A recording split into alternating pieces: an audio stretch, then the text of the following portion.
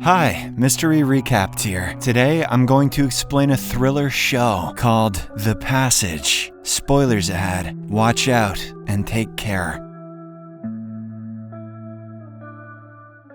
The show is set in 2015, where two scientists, Dr. Jonas Lear and Dr. Tim Fanning, lead an expedition to remote Bolivian highlands. They are here to find a 250-year-old man who they believe can help in a breakthrough medical invention. The whole trip has been sponsored by the Department of Defense and the Center for Disease Control. Also on the trip are a Department of Defense representative, Clark Richards, a local guide, and a security team. After days of walking through the jungle, they arrive at a cave at the bottom of a gorge.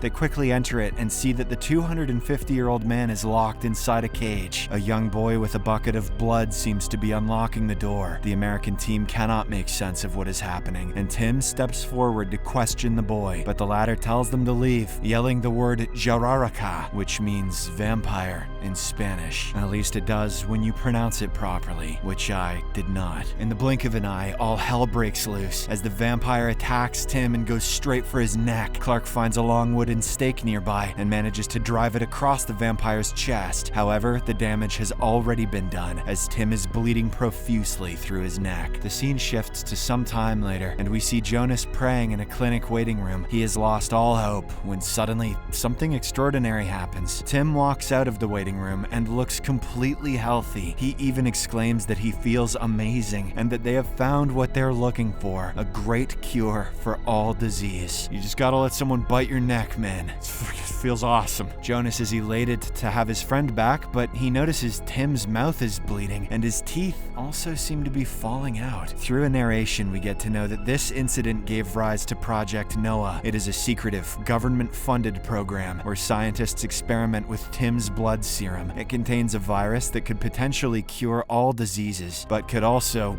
wipe out the human race. Scientists use death row inmates as guinea pigs to test out various stages of their experiments. 3 years later, in 2018, two federal agents, Brad and Doyle, are sent to Huntsville State Prison on a special mission. They are here to convince a death row inmate, Anthony Carter, to join the research trials at Project Noah. Anthony has been arrested for the murder of his girlfriend, but the agents promise to get his sentence erased. Anthony initially has reservations, but since he is set to be executed, he accepts the offer. At the base of Project Noah in Colorado, Chief Scientist Dr. Major Nicole Sykes calls for a meeting. An outbreak of Chinese avian flu has mutated and become an epidemic. There's fear that it could become a global pandemic, with projections that it could reach the US in 3 months. The CDC now feels that their research is the best hope for a vaccine. However, Jonas points out that they're nowhere near close to having a vaccine ready. Another scientist jumps in and says that he has an idea, but it's slightly unorthodox. He then leads them down to the basement where the patients are kept. Following this, he summarizes the trial so far, and we get to know that Tim is patient 0. He was 52 at the time of exposure and underwent a brief period of rapid healing. It was followed by a decline into a nearly catatonic, blood-sucking monster who is, nonetheless, immune to diseases. After Tim, Project Noah began importing death row convicts to experiment on. They gave these test subjects his blood serum and made changes accordingly. Each patient stayed healthy for longer, but would eventually turn into a vampire. The most recent patient is Shauna Babcock, who is the best result they've had. It was 28 days before she began to decline, and she's retained her human looks. And she's looking good. Don't hit on the vampire, Daniel. From all of this, Daniel has figured out that it's not just the adjustments to the blood serum that make the difference. It's the age of the subject, because the serum attacks neurons, and younger people have more of them. Anthony Carter, their latest patient, is 25 and will arrive at the compound tomorrow, but what they really need is a child who would react to the formula with minimal side effects. Find me a child that's in prison for life. The scene shifts and we are introduced to Amy Belafonte, whose mother passed away due to a drug overdose a few days ago. She has no immediate or even distant family, making her the perfect test subject. Back in Colorado, agents Brad and Doyle deliver the newest test subject, Anthony, to Project Noah's compound. They are then greeted by Clark, who embraces Brad warmly. It is revealed that they are old friends who served in special ops together. Clark then hands Brad their next assignment, the folder with Amy Belafonte's information. A few hours later, the two agents arrive at Amy's foster home and have a conversation with her. Brad explains that the government thinks her mother died because she was exposed to a toxin. They are here to take Amy to a specialist in Colorado to see if she was exposed as well. However, Amy knows something shady is happening here and decides to run away. She packs up her stuff in a backpack, jumps out of a window, and then escapes. The agents notice this and start chasing her down the block. Doyle soon manages to corner her and tries to escort her away, but when Amy proceeds to fight, he has no choice but to slap her.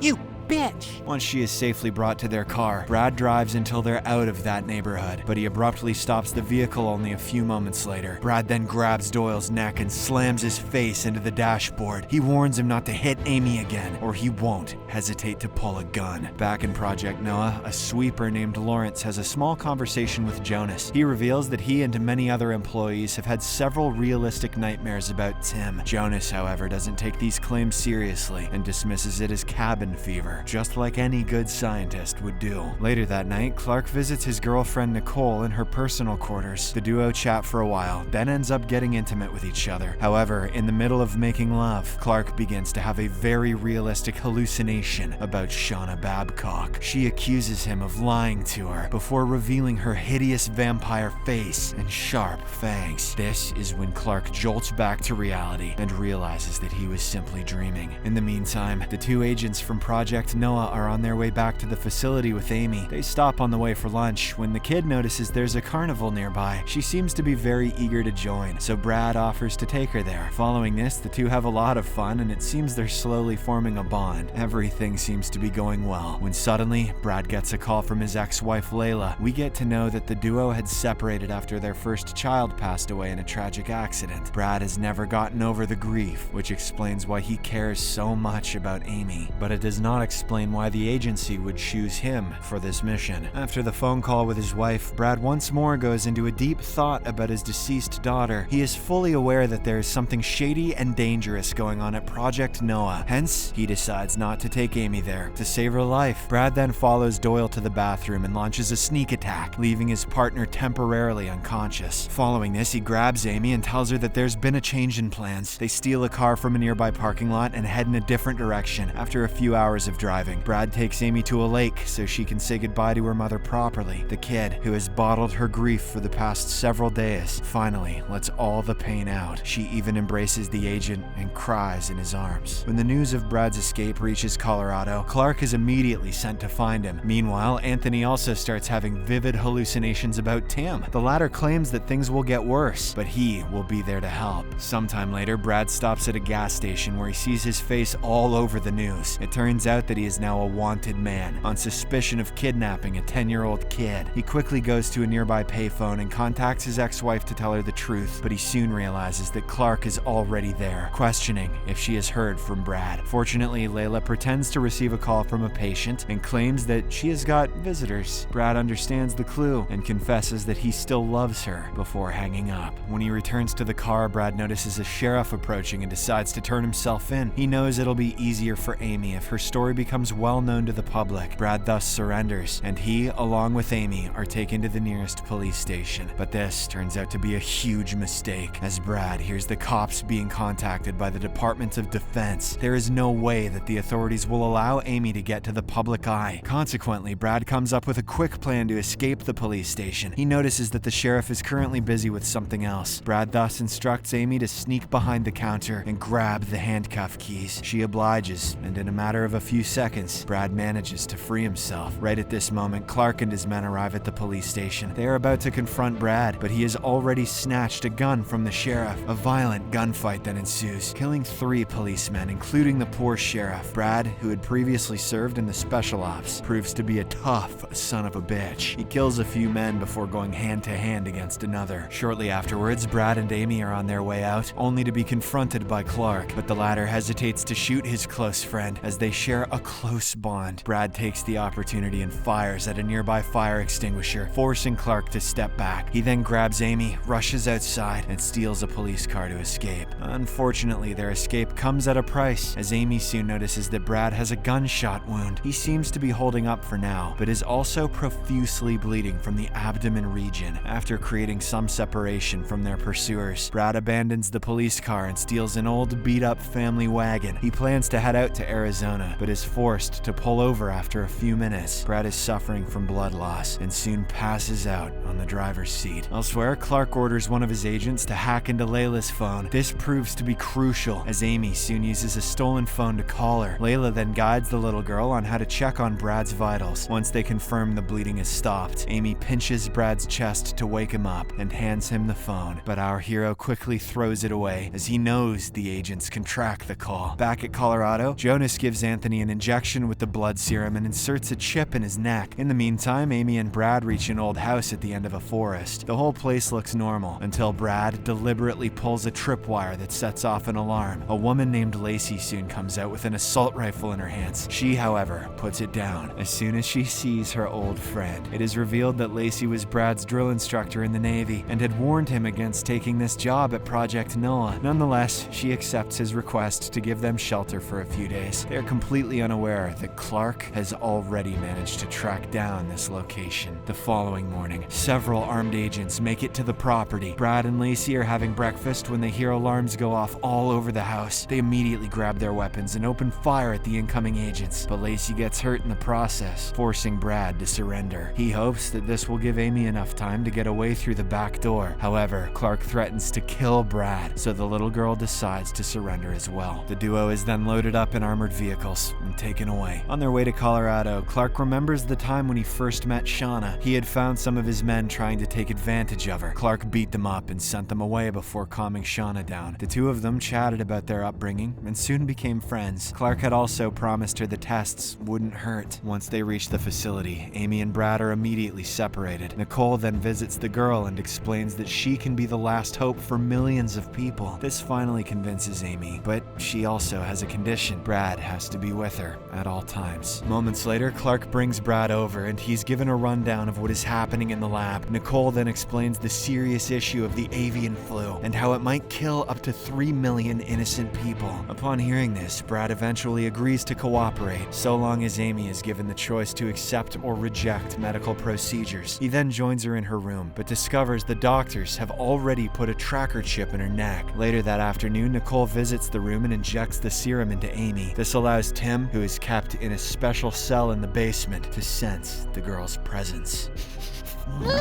Following this, both Amy and Brad take a nap, but he is soon woken up by Lawrence the sweeper. He tries to warn Brad that someone named Tim will come after the little kid, but their conversation is interrupted by two guards, who quickly separate them. Later, Brad meets Anthony, who lives in the room right next to Amy's. The young man reveals that he too has vivid nightmares about a man named Tim. This finally piques Brad's interest, and he decides to investigate who this Tim is. One evening, Brad manages to sneak into the basement, a huge area that has been marked as 4B. He discovers the monstrous state of all the test subjects and feels bad because he brought them here from jail. Brad is looking at Tim's cell when Jonas suddenly arrives at the spot, but the scientist doesn't seem to be worried about Brad's presence. In fact, it seems like Jonas is happy that he is now getting a chance to talk to Brad. He explains that the monstrous appearance is a side effect of the serum, but they're doing this to save people. Brad then returns to his room loaded with new information and decides to take a nap. To his utter horror, he too has a very vivid nightmare about Taeum, who tells him to stay out of his way. A few days after this incident, dark and twisted things begin to happen at Project Noah. Jonas discovers that Tim's brain, which has been vegetative for years, is now showcasing extraordinary electromagnetic activity. On the other hand, when the nurses check on Anthony, they find him in the middle of a breakdown with a very high fever. He's immediately taken to the doctors, who decide he must be injected with a new serum formula. Simultaneously, one of Clark's most trusted soldiers named Paulson seems to have lost his mind. He has climbed to the roof of a nearby building with a sniper rifle. Paulson then shoots the electrical substation, leaving the entire facility without power. Now, Clark has to solve the problem quickly, as the doctors need the cooling machines to save Anthony. With time running out, Brad steps up and offers to talk to the rogue agent. It is revealed that he had previously worked as a hostage negotiator for the special ops team. In the meantime, Anthony goes into a sort of a coma where he keeps dreaming about his girlfriend. We get to know that Tam is behind these hallucinations, and he's deliberately trying to manipulate Anthony. He wants to build his own army of vampires by asserting control over all the test subjects in Project Noah. He is currently accelerating Anthony's mutation that will change him from a normal human being to a full-fledged vampire, just like him. Back outside, Brad reaches the roof and talks to Paulson. The latter confesses that he's already smuggled a vial of Tim's blood and hidden it. If the other agents kill him, they will never know where he has kept it. Brad tells him that he too wants to shut down Noah, mentioning the dreams and what he saw in 4B. Upon hearing this, Paulson is finally convinced and is about to reveal the full extent of what he knows. But right at this moment, Clark arrives and shoots him in the head. Shortly afterwards, the power is restored and the doctors rush to save Anthony, but it's too late. Tam has successfully invaded his subconscious mind. It turns out that Anthony hadn't actually killed his girlfriend. She had ended her own life, and he was framed for it since he is a young black male. Harnessing this frustration, Tim coerces Anthony to give in and allow the mutation to take over his body. The latter surrenders and soon wakes up as a vampire. Anthony immediately attacks a doctor and begins to drink his blood. A desperate Jonas tries to help, but Nicole drags him into another room. The episode ends as she discovers that Jonas has the infected blood on his face. Subscribe for more videos like this, turn on notifications, and leave a like to help the channel out. Thank you for watching.